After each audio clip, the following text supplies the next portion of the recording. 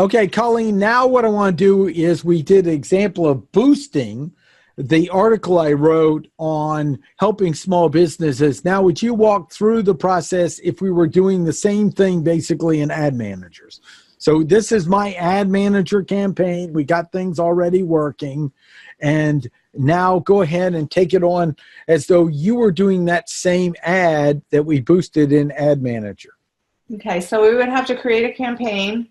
Yep. So you click Created Campaign over there. And you're going to choose your marketing objective here. And this is how your campaigns start. So do you want brand awareness? Do you want reach? Do you want traffic? I'm sorry, go ahead. I would say to go after traffic so you can get people to click back to your LinkedIn article. Excellent. Would you talk very briefly about these different sections? Well, they have a little dot here for you that you can read, so if you forget this, but great. Yeah, brand awareness.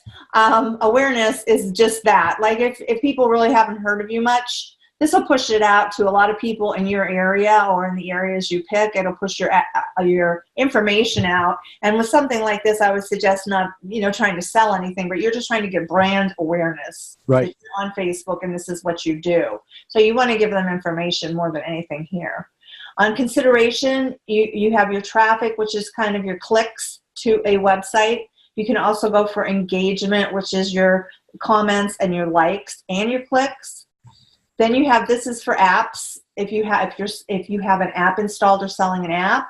This is for a video if you want to run an ad using a video of any kind.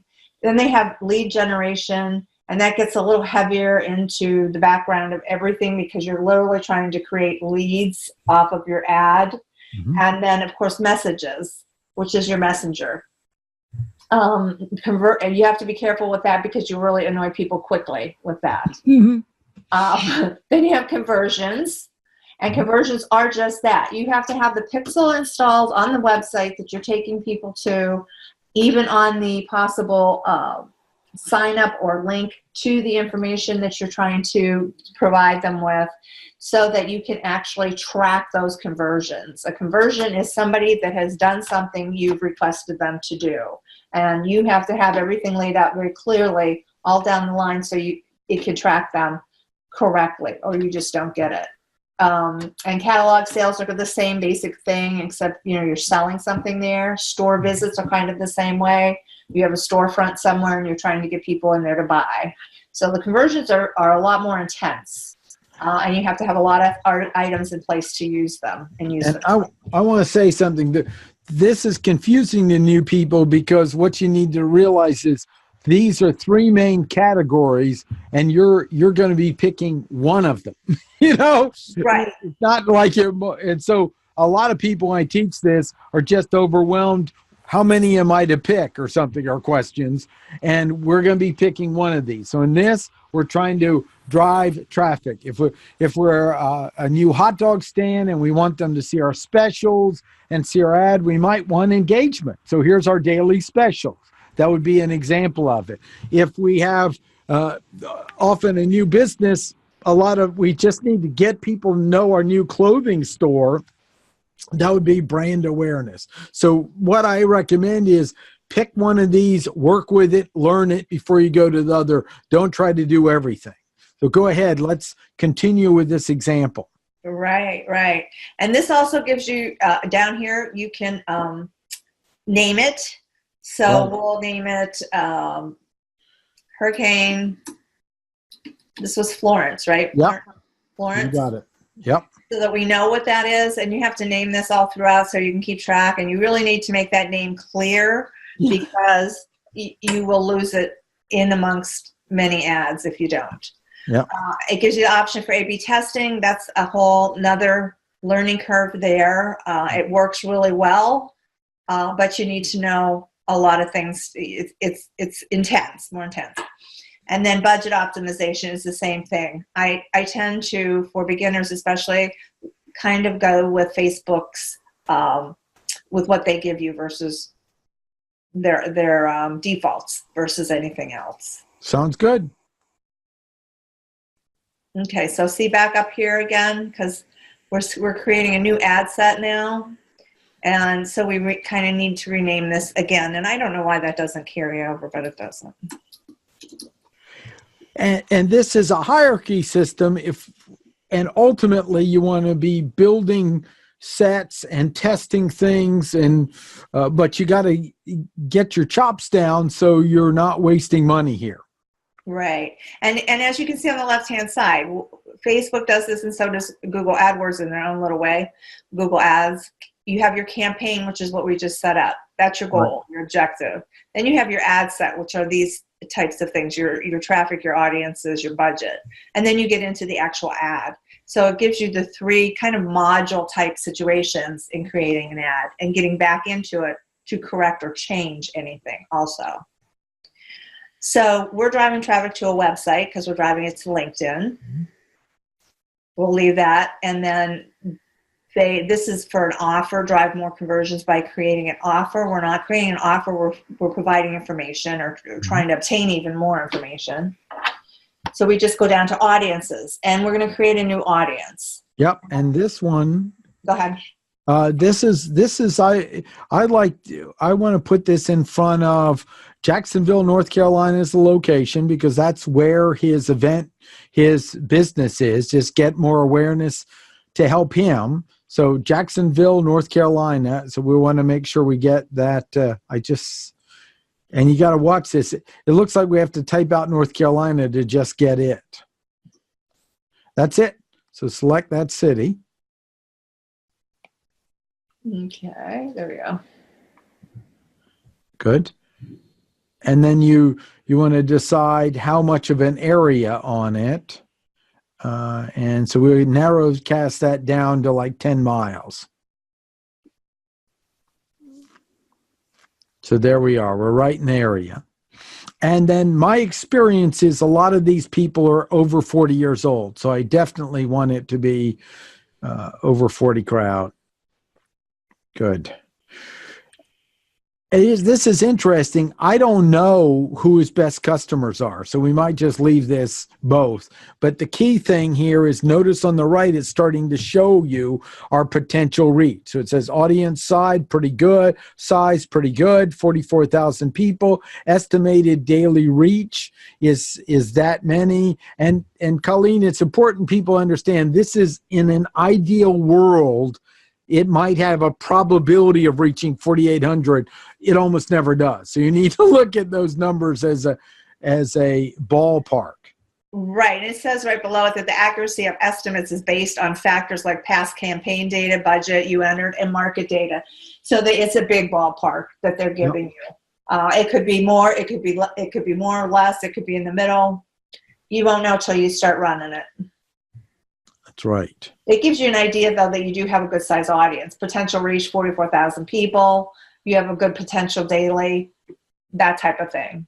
You might want to, if you didn't have decent numbers over here, you might want to add more cities or more area, something like that. Now, when we go up custom audiences, that's an area, could you just speak of to at least note? That would be if we set up the lookalikes, the custom audience. This is another area where we might have uploaded an email list or something like that. Right, or the lookalike audiences. Once you get an audience going for one of your campaigns, if you use it a lot in that area, you can ask it to create a lookalike audience, and it'll pull in an audience of people that have similar likes to what you've already created. Similar likes, similar demographics and things like that to what you've already created. They can be very useful. It gives you a large audience if that's who you're trying to get to. Yep. And then under locations, we have everyone in this location, which you just hit that down arrow so they realize there's a whole bunch of stuff you can play with this too. So you have people who live in the area, recently there, traveling through. So if we were a vacation destination, it might be traveling in this area or moving through. Right. Yep.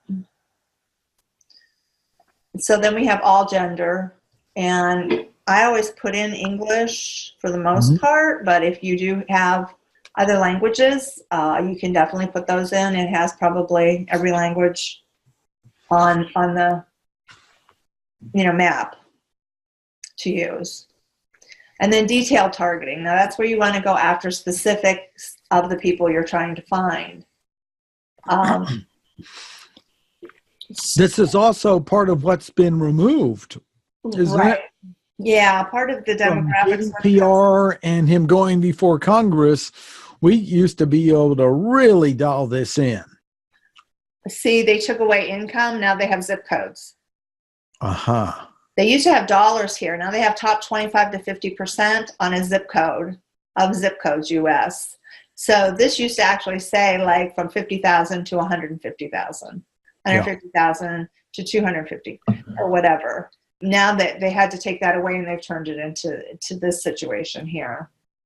So they have changed a lot of that. But here we would probably be going after a different type of audience. And we're trying to get to, what did the gentleman do that had that? He had an escape room, so he would be anything related to small business, chamber of commerce, shop local, because I want to get awarenesses to other businesses. So small business, shop local, see if anything. Yep, shop local. Shop small Saturday, if we have that. Yep, there we go. Small business Saturday. Click that one. That would be one. And then let's put in Chamber of Commerce would be good. These are all people. Okay. And small business owners, awareness of that. See, but you can see on the side, like this is the behavior, the small business owner. Yeah. Mention that a little bit. That's so important because those are different. Right. You have your behaviors, you have your interests, and then you do have some demographics, which we haven't picked from lately in this one. But so you have to, sometimes it looks like you're duplicating something and you really aren't because it's in a different category. So we got Chamber of Commerce there right up, right in the middle. That's it, interest. So it means people that showed, a lot of people showed interest in Chamber of Commerce are small businesses. So here, this is the big thing over Boost. We're really getting to narrowcast at a much richer level than we get in just the Boost area. Even though they've added more features to it, this is the long-term learning of your experience. Right, right. And I don't know if there was any small business centers in there. And that's kind of the other, here's small business owner. That'll work. You kind of just have to keep putting words in there because that doesn't really give you a drop down. You're just basically testing for suggestions. You could browse, but that might take forever. That's right.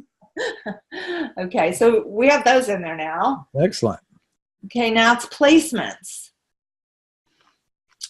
They have new show your ads in Marketplace. 1 in 3 people on Facebook shop on Marketplace. Marketplace is their sales platform, Facebook's sales platform, correct? Mm-hmm.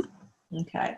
So you can run ads in there too if you think that that's a place you want to click the learn more button so they know that there's more in there, and it's going to bring up a whole window explaining these. So this is very important. Right. Yeah. And you can see that, oops, there you go. You can, it has a whole slew of things that you may want to attach to that may be good for whatever ad you're running. Yeah. Okay. And okay, so automatic placements are what I generally go with. I let Facebook kind of choose things. Right. A lot of times, unless I know specifically, because when you get into edit placements, it can get very overwhelming for a beginner. Right. Knowing what to choose and what not to choose. Yep. So for beginners, I would say until you recognize exactly where your audience is at, I would say just stick with the automatic placements that Facebook gives you. Yep.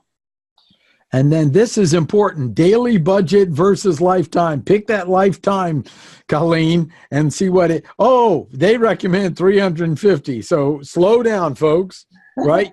Right. Really understand that you want to pick yours. So Colleen, let's make that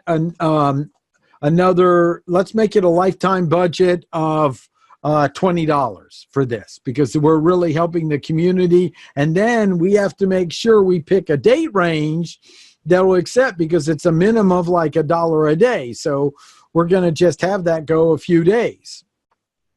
Oh, here we go. Oh yeah, and the time, of course. We're already past the time, so you pick that.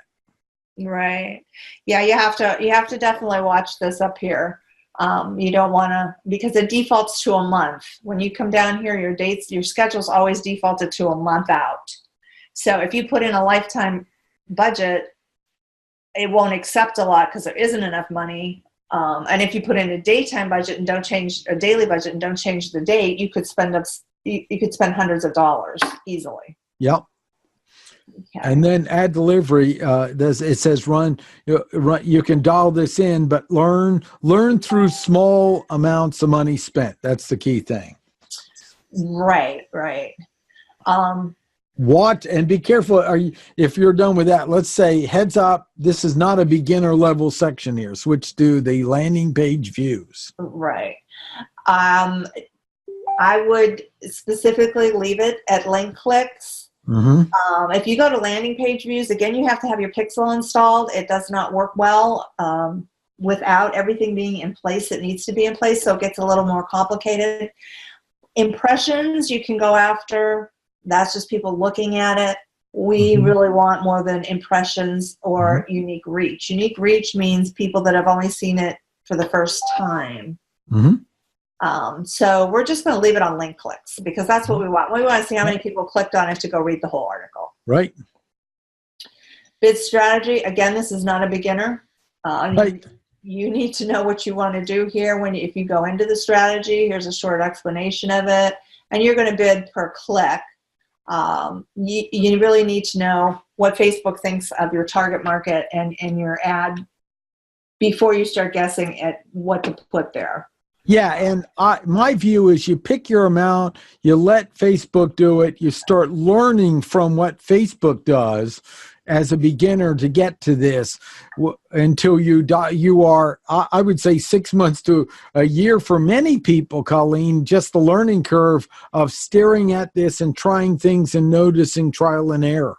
Exactly. And then they'll change it every other month on them. So exactly. It's always a learning curve. And then ad schedule, only do this if you happen to know I'm trying to get in front of parents while they're waiting for their kids to pick them up at 4:00 in this location. Something to that effect. Yes, something very, very, very strict and standard. I mean, something very tight that you know. Yep. Delivery type, I always leave on standard. Get results throughout your selected schedule. Versus accelerated. Accelerator will use your money as fast as they possibly can. Yeah, we don't want that. No. So that's that, and we're going to pretty much hit continue. Hit continue. Yeah. As you can see on the left-hand side, we've gone through the objective, we've gone through all the ad set, and now we're down to the identity. And then this is the next place that can be overwhelming. You need to, of course, name. Now, if you were doing subgroups of this, these would be named different, but we're not. This is the beginner level. Right. And again, I rename it. Every section has to have a name or you will lose track. And we're on Martin's Facebook page. And my Instagram, which is becoming more important. When, Colleen, when I first started teaching Facebook ads, I wasn't sending them to Instagram. Now that's where a lot of people are. So we don't want to lose that. Oops. Exactly. There we go. Sorry about that. And so then we come down to the format and we're doing, where'd it go? We're going to grab a post. We're using existing posts. Sorry about that. But that's all right. Before we go there, just go back. So what we are here is this is if we're creating the ad inside the ad manager, and carousel would be options of pictures, single image, single video, a slideshow, or a collection in format you have right here, Colleen. That's a very important thing to at least show. Just mention that even though we're not using it here, so we introduce it to them. Right. It gives you a lot of creativity on an ad, and it really can be impressive. To use some of these other ones. with this, we're grabbing an existing post. So you go deep inside. And Colleen, when I first started Facebook ads, you actually started with the post and then got here. So if people haven't been in here for a while, they're going to be lost because you would pick the post in the advertising system and move forward in the very early days. So now you're going to select the post. Go ahead, click. Okay, now we're selecting an existing post, and we're really looking for that particular post that we had before. We're all aware. Just pause a minute. Okay, there we go. Okay, now we pick from the list this. So it's going to take everything from the post that we already had there. Yeah. And it's going to, it has a learn more button from the boost that Martin did. So that's showing. And we're going to use this. We're not going to connect. There's no fixed Facebook pixel, so we don't have to worry about that. We're not going to use the advanced URL parameters option. This is not an app event and it's not an offline event. It's just something to read. So we want it set just the way it is. And it will give you... Yeah, show a few views of that. That's excellent, Colleen. There we go. So that's going to be desktop, instant article area. And just look at these, and, you know, if it looks terrible, then you want it to look good enough on multiple things. And to me, it really does look good enough. Right. So we're going to leave it that way, and we're just going to confirm it. Yep. Ready to confirm.